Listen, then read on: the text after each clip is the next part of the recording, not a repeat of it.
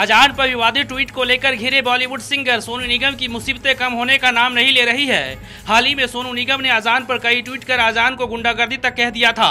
सोनू निगम ने अपने ट्वीट में कहा था कि अजान के लिए लाउड स्पीकर का इस्तेमाल करना गलत है। सोनू निगम ने 17 अप्रैल को ट्वीट कर कहा था कि मैं मुस्लिम नहीं हूं, लेकिन फिर भी मुझे रोज सुबह 5 बजे अजान के शोर से उठना पड़ता है। हालांकि सोनू निगम ने गुरुद्वारों और मंदिर में भी लाउड स्पीकर के इस्तेमाल पर सवाल खड़े किए थे, लेकिन इस बीच चर्चा इस बात को लेकर है कि क्या अजान की वजह से ध्वनि प्रदूषण हो रहे हैं। ये सवाल इसलिए क्योंकि कुछ मीडिया हाउस इस तरह की खबरें दिखाकर समाज को बांटने की कोशिश कर रहा है।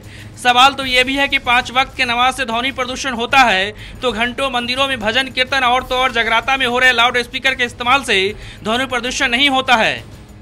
लोगों में मौजूदा दौर में खुद को हिंदू और देशभक्त बताने की होड़ लगी है। सोनू निगम का भी यह ट्वीट उसी कड़ी का एक हिस्सा है। वैसा देखा जाए तो अजान 1 से 1.5 मिनट का होता है, तो दूसरी तरफ मंदिर और गुरुद्वारे में लाउड स्पीकर के इस्तेमाल तो पूरे दिन होता है। ऐसे में सवाल कितना वाजिब है कि अजान की वजह से किसी की नींद खराब हो जाती है। विवादों के बाद सोनू निगम भले ही सफाई देते फिर रहे हो, सवाल तो ये भी है कि अचानक से सोनू निगम को अजान से क्यों दिक्कत होने लगी है।